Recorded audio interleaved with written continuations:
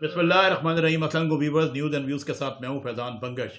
Viewers, آج کی اہم ترین خبر پاکستان کے دل صوبائی دارالخلافہ لاہور سے، اور خبر کیا ہے کہ پاکستان پیپلز پارٹی کے چیئرپرسن بلاول بھٹو زرداری آج گئے جماعت اسلامی کے ہیڈ کوارٹر منصورہ۔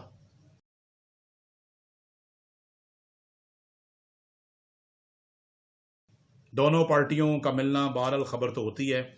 ان دونوں پارٹیوں کی ویورز دہائیوں پہ مشتمل ایک ہسٹری ہے۔ جماعت اسلامی اور پیپلز پارٹی 1970، 1980، 1990 ان 3 دہائیوں میں بدترین دشمن رہے ایک دوسرے کے۔ بڑی ایک ہاسٹیلٹی اور بڑی تلخی کا دور تھا یہ، اور اس کے بعد پھر 2000 میں جب پرویز مشرف کا دور آیا تو ہم نے ان دونوں جماعتوں کو انتخابی اتحاد میں بھی دیکھا، ہم نے ان دونوں کو ڈائلاگ کرتے بھی دیکھا، اور ان دونوں جماعتوں کو اپوزیشن کے کمپوننٹ کے طور پہ دیکھا پرویز مشرف کے خلاف بھی۔ ہم نے دیکھا کہ 2001 میں لاہور میں ضلعی ناظم کا الیکشن تھا، اور الیکشن کون لڑے تھے؟ مشترکہ امیدوار تھے اے آر ڈی کے حافظ سلمان بٹ صاحب، جماعت اسلامی کا بہت مشہور نام، کسی بھی تعارف کے محتاج نہیں وہ، اور ان کے ڈسٹرکٹ نائب ناظم کون تھے؟ پیپلز پارٹی کے حاجی عزیز الرحمان چند صاحب۔ تو ہم لوگوں نے دیکھ لیا کہ یہ پارٹیاں پہلے خاص اختلافات میں بھی رہیں اور بعد میں انتخابی اتحاد میں بھی رہیں، اور بہرحال اب پیپلز پارٹی اور جماعت اسلامی میں تلخی کا وہ دور نہیں ہے۔ اور ایک بات جس پہ بہرحال ہم نے دیکھا ہے کہ کافی اتفاق ہے، وہ یہ ہے کہ دونوں پارٹیوں کو بہرحال پاکستان کی نظریاتی جماعت سمجھا جاتا ہے۔ بلاول بھٹو زرداری کیوں گئے منصورہ؟ 2014 میں آصف علی زرداری صاحب بھی منصورہ آئے تھے، ہمیں یاد اچھی طرح، اگست کا مہینہ تھا، اور اس ٹائم پہ بھی جماعت اسلامی کی قیادت نے ان کا پرتفاق استقبال کیا تھا وہاں پہ۔ اب مسئلہ کیا ہے ویور؟ جماعت اسلامی کا سینٹ میں جو واحد ووٹ ہے، اب اس کو تو میں کہتا ہوں کہ وہ سرخاب کا پر بن گیا ہے، وہ اتنا قیمتی ہو گیا ہے اب دونوں جماعتوں کے لیے، پاکستان پیپلز پارٹی کے لیے بھی اور مسلم لیگ نواز کے لیے بھی، کہ یہ دونوں جماعتیں ہی اب پوری کوشش کریں گی کہ ان کو سپورٹ مل جائے۔ اس بار بھی جو مرکز نگاہ ہے وہ ایوان بالا ہے، یعنی سینٹ۔ کچھ دن پہلے ہم نے دیکھا تھا کہ سینٹ کے چیئرمین کا انتخاب ہو رہا تھا، اس پہ بڑی خبریں تھیں، اور اب کمال ہو گیا ہے کہ جو پی ڈی ایم ہے، پاکستان ڈیموکریٹک موومنٹ، جو کہ اپوزیشن جماعتوں کا ایک اکٹھ ہے، وہ آپس میں منتشر ہے۔ اور منتشر کیوں ہے؟ کلیکٹیولی 51 بندوں کی اپوزیشن ہے سینٹ میں، 51، لیکن لڑائی ہے اپوزیشن لیڈر کے عہدے پہ۔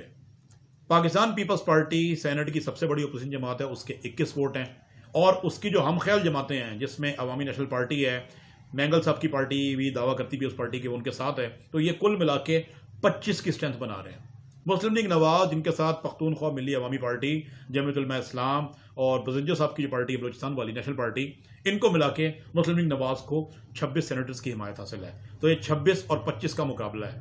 اب جماعت اسلامی کا ووٹ قیمتی کیوں ہے؟ کیونکہ نون لیگ تو 1 ووٹ سے پیپلز پارٹی سے آگے ہے اس وقت اپوزیشن لیڈر کے عہدے میں۔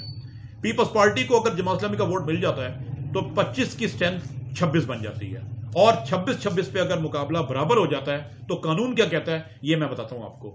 سینٹ کے رولز اور پروسیجر یہ کہتے ہیں کہ اگر 2 حریف، دونوں کے جو دعوے دار ہیں اپوزیشن لیڈر کی عہدے کے، اگر ان کی جو اسٹرینتھ ہے وہ برابر ہو جائے، تو جس پارٹی کا نومینی، اس پارٹی تعلق رکھنے والا جس پارٹی کی عددی اکثریت انڈیویجول کیپیسٹی میں زیادہ ہے دوسری پارٹی سے، تو وہ اپوزیشن لیڈر کے عہدے کا مستحق ہے۔ عددی جو انفرادی قوت ہے یا انفرادی اسٹرینتھ ہے پیپلز پارٹی کی، وہ 21 ہے، اور مسلم لیگ نواز کی 18 ہے۔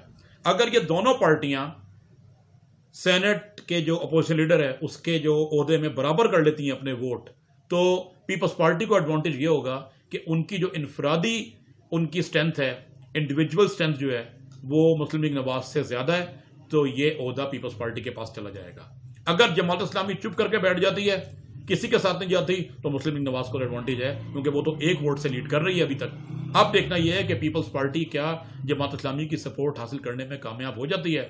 تو ویورز، یہ ہے صورتحال ساری۔ مسلم لیگ نواز اور پیپلز پارٹی، بہرحال یہ دونوں جماعتیں، بہت مشکل ہوتا ہے ان دونوں جماعتوں کا ساتھ چلنا، کیونکہ ان میں قدم قدم پہ اختلافات ہوتے ہیں، اور پاکستان میں 2 بڑی پارٹیاں بھی یہی ہیں، کیونکہ اگر یہ دونوں پارٹیاں ایک دوسرے کو سپورٹ کرنا شروع کر دیں تو ایک پارٹی کو فائدہ ہوتا ہے اور ایک کو نقصان ہونا شروع ہو جاتا ہے۔